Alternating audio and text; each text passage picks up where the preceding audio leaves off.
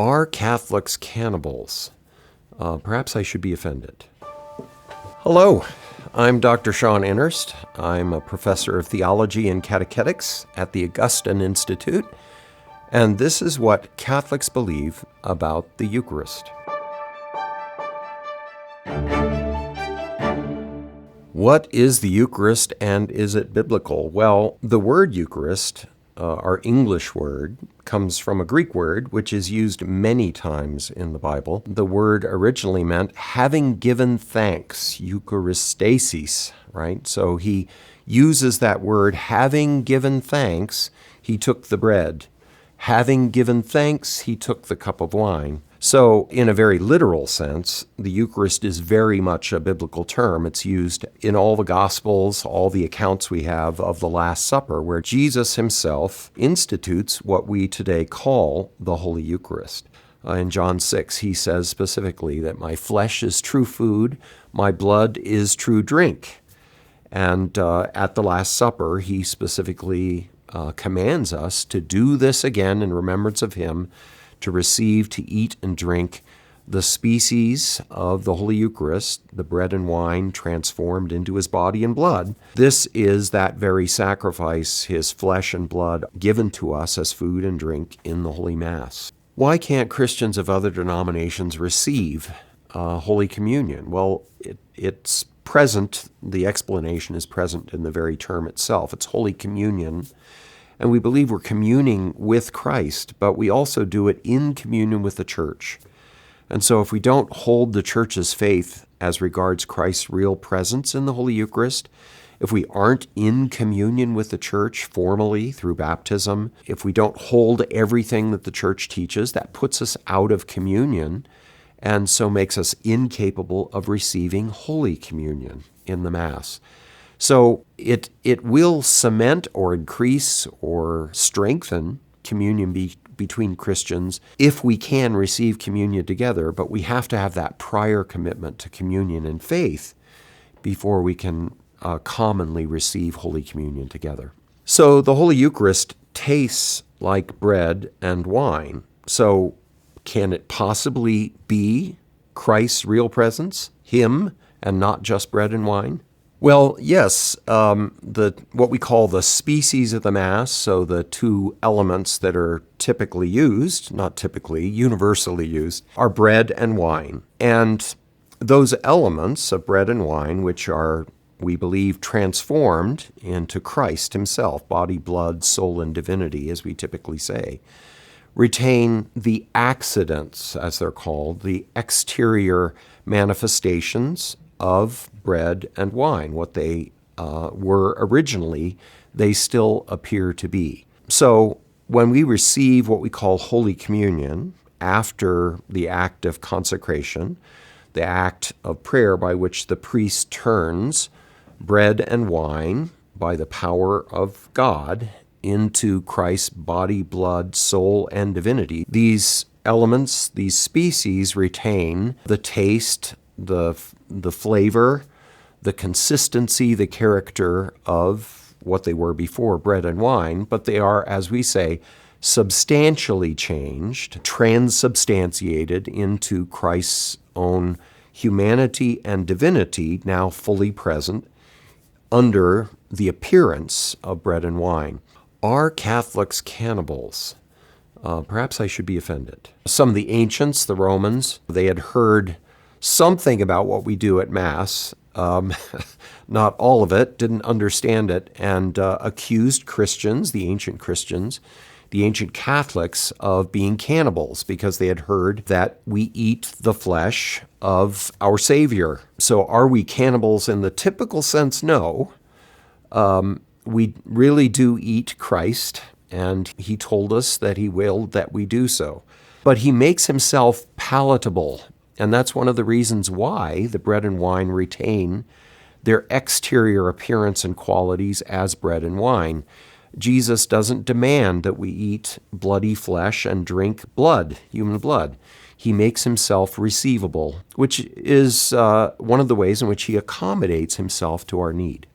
Why wine rather than rum or whiskey? Well, In the Bible, actually, there's a distinction made between wine and strong drink. Both bread and wine, in fact, in Psalm 104 are referred to specifically: wine to give joy to men's hearts, bread to strengthen men's hearts. And so bread and wine are considered staple foods in the ancient world. Wine and bread are also important parts of the ritual life of Israel in the Old Testament. So wine was part of the sacrificial libations that were poured out, bread and wine in the Passover celebration. And it was, of course, at a Passover supper celebration, what we call the Last Supper, that Jesus took bread and wine. So these elements have a particular quality, a biblical history, we might say, in Judaism that makes them particularly fitted for our celebration of the Mass, as asked for by Jesus himself. If you're still interested in the backgrounds of the Jewish life of Israel, its celebrations, its rituals as a background for the Eucharist, it would be great to look at Brant Petree's study on the Jewish roots of the Eucharist in the Lectio series on form.org. Are Eucharistic miracles a hoax? Does science back them? Well, especially these days, we've had recent Eucharistic miracles which have been subjected to rigorous scientific testing of a sort that wouldn't have been possible for some of the more ancient Eucharistic miracles. Although even those, one from the 8th century, the Eucharistic miracle of Lanciano, has been subjected to scientific testing and found to show remarkable signs of human flesh, human blood in the transformed species from the Holy Mass. Some more recent Eucharistic miracles, one from 2006 in Tixla, Mexico, another one in 2008 from Poland, have been analyzed, by pathologists at great depth. And one of the interesting things about those two particular more recent Eucharistic miracles is that the host is partially changed into human flesh, AB-type blood, all the evidence of a person in the midst of suffering found in the human tissue, heart tissue. But there's also bread there too. So one of the difficulties with Eucharistic miracles is that if you haven't seen the transformation, you could just say, well, this is human flesh. Somebody excised it from a living body or a cadaver and put it here and is passing it off as a Eucharistic miracle. The thing about these recent miracles is that in the midst of the very bread, the host, a portion is shown to be what it is at depth. Christ himself, his flesh. It verifies that this was the original host and now is showing us what lies at the deeper level, at the substantial level. What scientists have found is unexplainable, amazing, just absolutely amazing. So science not only corroborates these Eucharistic miracles, but it goes today down to depths that are really quite awe-inspiring. Is it okay for Catholics to dine and dash? Well, there are times, this is the case in my life too, there are times when I have to leave shortly after receiving Holy Communion because I have to get to class, for example. I have to go and teach a class. And I don't get the opportunity to spend as much time thanking Jesus for having given himself to me in Holy Communion as I ought. And that can often be the case for Catholics who try to fit Mass into, brief spaces in their day. But we want to spend as much time as we can giving thanks. Remember, Eucharist means giving thanks. And so this is the time in which that general act of thanksgiving, which the Church makes in the Holy Eucharist, becomes a personal act of thanksgiving, a kind of personal Eucharist. And so we actually refer to that prayer after receiving Holy Communion as a thanksgiving. And the more time we can spend with him before he is digested, so to speak, right? And he remains with us for only a few minutes. He's present to us in exactly that Eucharistic form.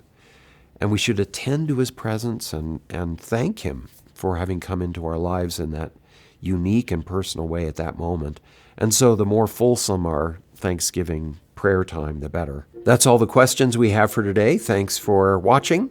Once again, I'm Dr. Sean Innerst, and if you're interested in more information, tune into Presence at form.org, a terrific resource on the Holy Eucharist.